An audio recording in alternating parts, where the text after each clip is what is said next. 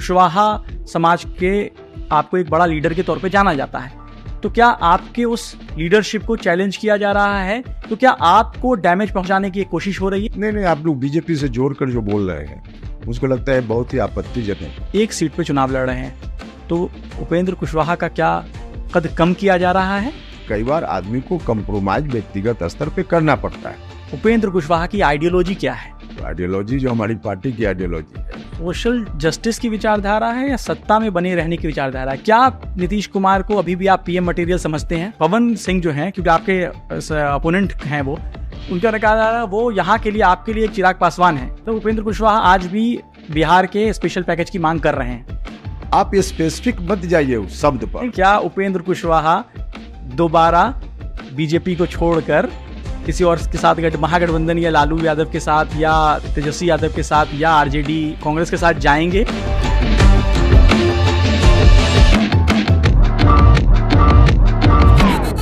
एक अकेला हिंदुस्तान को बचाने वाला चुनाव है। आदाब, मैं हूं शादाब और आप देख रहे हैं द क्विंट और क्विंट हिंदी।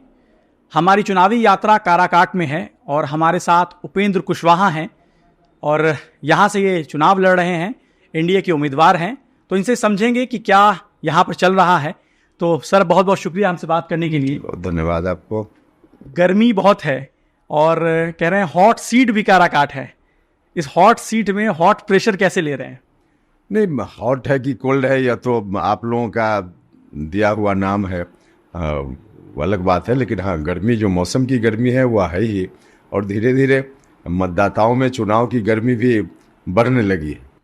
गर्मी के लिए इसलिए भी हम चर्चा कर रहे हैं कि मौसम में ही सिर्फ गर्मी नहीं है, आपके राजनीति में भी बड़ी अजीब सी गर्मी आ गई है। आप यहाँ से एनडीए के उम्मीदवार हैं और एनडीए ने अपने कैंडिडेट को, जो बीजेपी ने आसनसोल से पवन सिंह को उतारा था और पवन सिंह ने वहाँ से चुनाव न लड़ने का फैसला किया और यहाँ काराकाट पहुँच गए। इसको आप किस तरह देख रहे हैं? नहीं, आप लोग बीजेपी से जोड़कर जो बोल रहे हैं मुझको लगता है बहुत ही आपत्तिजनक है। अब इंडिविजुअल, भारत का संविधान हर व्यक्ति को इजाज़त देता है कि जिसको भी चुनाव लड़ने की इच्छा हो चुनाव लड़ सकता है, और हर लोकसभा क्षेत्र में 1 दर्जन 1.5 दर्जन लोग उम्मीदवार होते ही हैं।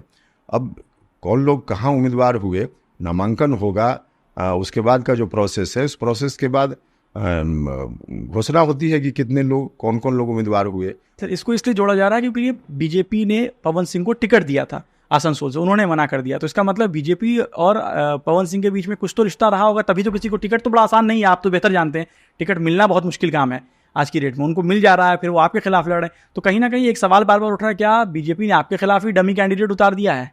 नहीं, फिर हम कहेंगे कि बीजेपी को जोड़ करके इससे बोलना कहना ये ऑब्जेक्शनेबल है। मुझको नहीं लगता है कि इस तरह की बात अभी की जानी चाहिए, कुछ मतलब नहीं इसका।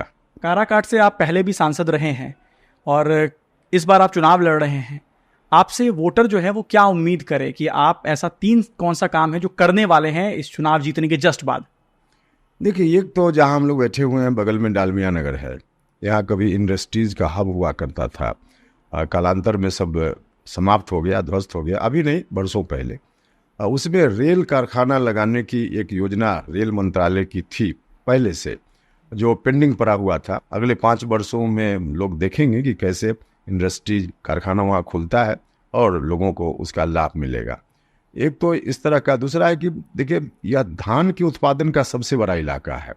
यहाँ के लोगों को धान की कीमत मिले, उचित लाभकारी मूल्य मिले, इसके लिए भारत की सरकार एमएसपी भी देती है, तो वह एक काम है। लेकिन उस पर आधारित छोटा इंडस्ट्रीज वगैरह खुले तो फिर लोगों को रोजगार भी मिलेगा और किसानों को अपनी फसल का उचित मूल्य भी मिलेगा। तो केंद्रीय विद्यालय की स्थापना भी है। हमने उस वक्त केंद्रीय विद्यालय एक तो खोला, जो नवीनगर औरंगाबाद का इलाका है, नवीनगर इसी लोकसभा क्षेत्र में आता है, वहाँ एक केंद्रीय विद्यालय की शुरुआत हो गई। दूसरा केंद्रीय विद्यालय गोह के इलाके में था, जो नहीं उस समय स्वीकृत होने के बावजूद जमीन पर नहीं उतर पाया। तो इस तरह का काम है जो आगे बढ़ाएंगे इसको। चलिए, उम्मीद है कि ये सारे काम भी हों आपके जीतने के बाद। एक सवाल यहाँ पे आता है कि 2014 में आप चुनाव लड़ रहे थे तो आप 3 सीटों पर चुनाव लड़ रहे थे, 2019 में आप 2 पर आ गए और 2024 में आप 1 सीट पर चुनाव लड़ रहे हैं।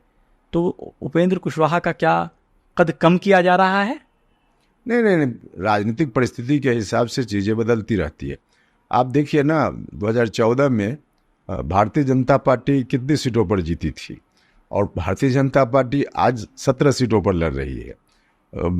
जेडीयू उस वक्त नहीं 2014 में 17 पर नहीं थी। हाँ, 14 में 17 पर नहीं थी, 14 में ज़्यादा संख्या थी उसकी।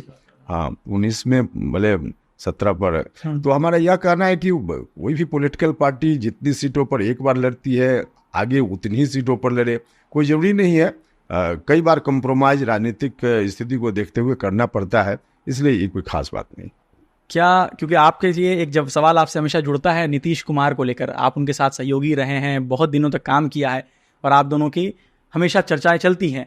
एक सवाल ये है कि क्या नीतीश कुमार उपेंद्र कुशवाहा के चुनाव प्रचार में आएंगे? 100%। इसमें क्या दिक्कत है, आएंगे 100%। इसमें कहीं से सवाल ही मैंने अजीब सा है। क्या नीतीश कुमार और उपेंद्र कुशवाहा के बीच की दूरियां कम हो गई? व्यक्तिगत रूप से नीतीश जी से मेरी दूरी कभी नहीं रही है। राजनीतिक कारणों से हम कभी अलग हुए, उनसे एक अलग विषय है, लेकिन व्यक्तिगत कभी हमारी दूरी नहीं रही है। और आज हम सब लोग एनडीए गठबंधन में हैं, एक ही छतरी के नीचे हैं, तो कहाँ कोई कठिनाई है? कोई कठिनाई। आपको लेकर एक सवाल आता है कि आप जब एनडीए के साथ होते हैं, कुछ दिन का नीतीश कुमार वहाँ से अलग हो जाते हैं, फिर आप जब उनके साथ होते हैं तो नीतीश कुमार बाहर निकल जाते हैं, ये सारी चीज़ें चलती रहती हैं। इसको आप कैसे देखते हैं? इस बार नीतीश कुमार भी साथ आ गए हैं, आप भी साथ हैं।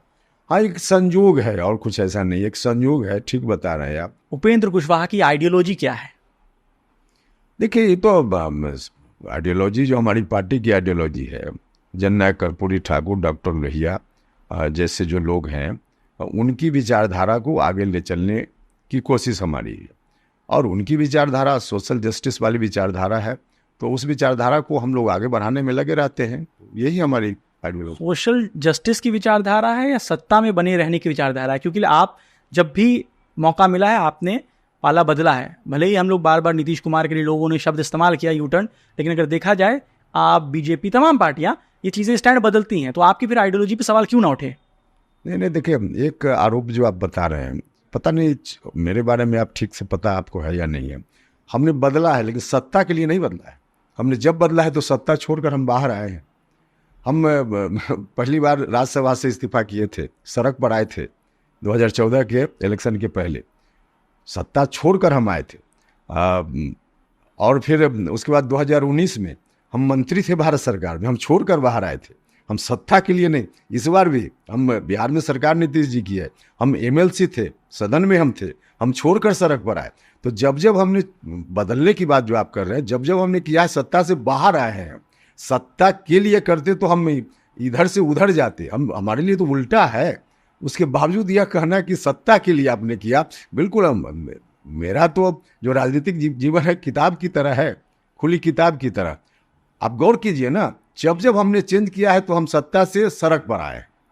हम सड़क से सत्ता में जाने के लिए कभी बदलाव हमने नहीं किया। जिन लोगों के लिए हम राजनीति करते हैं, जिस आइडियोलॉजी के लिए राजनीति करते हैं, समाज की अंतिम पंक्ति में जो खड़ा व्यक्ति है, उनके बेटरमेंट की राजनीति करते हैं, वह राजनीति कभी कभी लगता है कि वहाँ रहकर संभव नहीं है, तो हम छोड़कर आ जाते हैं। इसलिए हमने सत्ता के लिए कभी नहीं किया, लोगों के लिए किया। उस बेटरमेंट की जो राजनीति की आप बात कर रहे हैं, क्या उस बेटरमेंट की राजनीति को रोकने की कोशिश हो रही है? क्योंकि जब आपका एक कुशवाहा समाज के आपको एक बड़ा लीडर के तौर पे जाना जाता है, तो क्या आपके उस लीडरशिप को चैलेंज किया जा रहा है? क्योंकि बीजेपी ने, जो बीजेपी के सम्राट चौधरी हैं, वो भी इसी तरह से आते हैं, तमाम जो पवन सिंह को यहाँ से उतारा गया, तो क्या आपको डैमेज पहुंचाने की एक कोशिश हो रही है? आप इसको किस तरह से देखेंगे?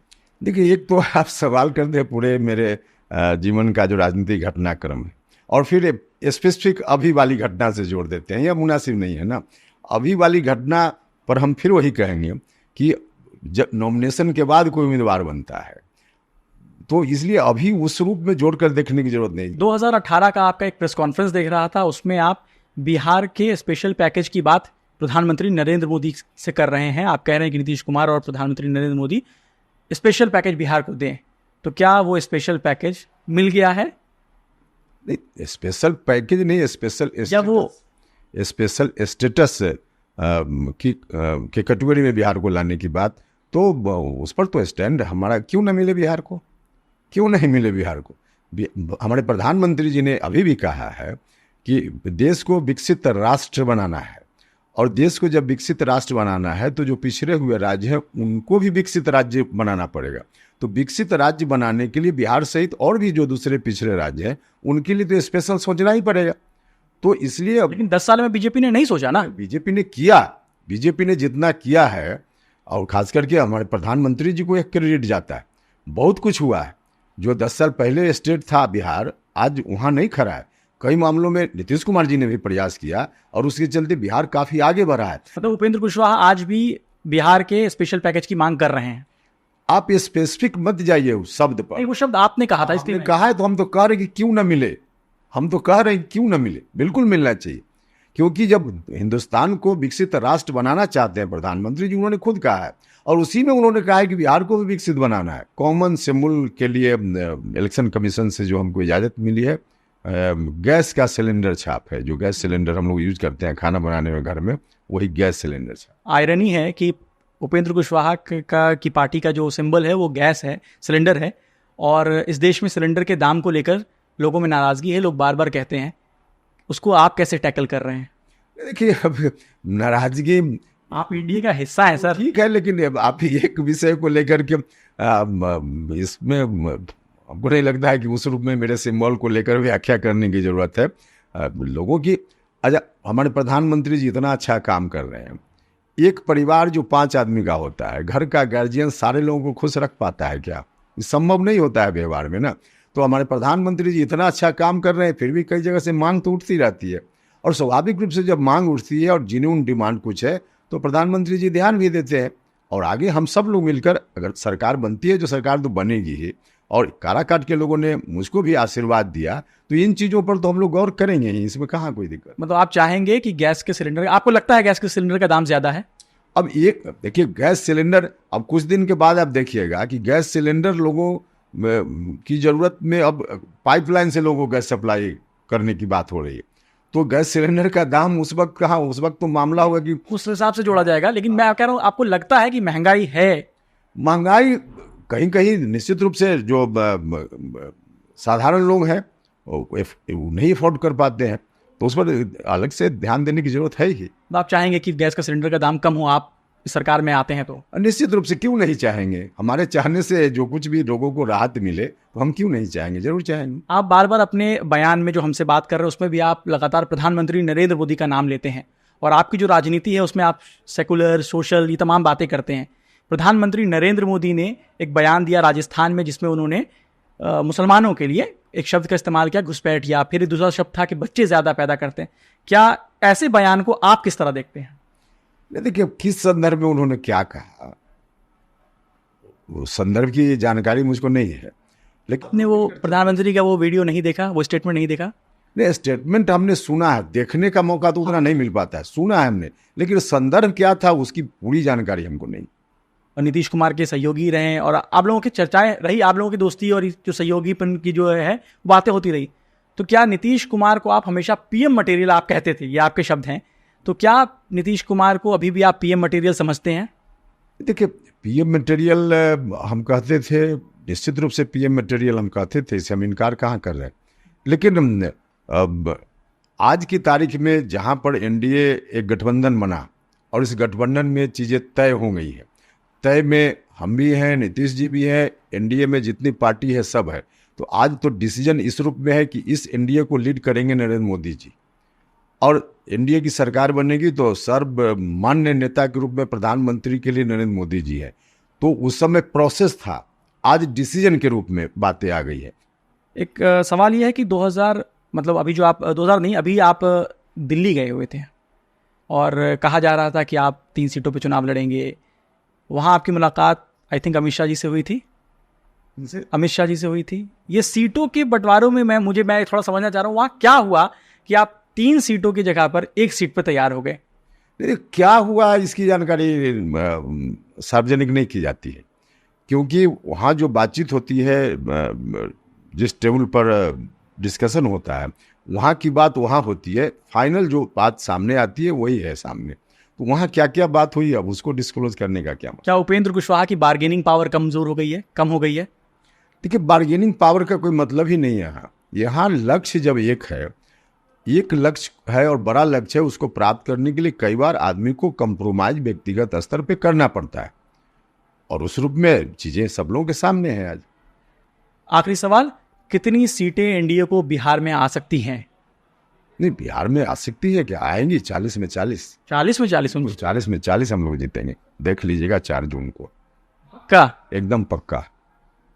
एक सवाल आपके लिए लास्ट में, कुछ लोगों ने मुझसे पूछा था कि एक बार पूछ लेना कि क्या उपेंद्र कुशवाहा दोबारा बीजेपी को छोड़कर किसी और के साथ महागठबंधन या लालू यादव के साथ या तेजस्वी यादव के साथ या आरजेडी कांग्रेस के साथ जाएंगे?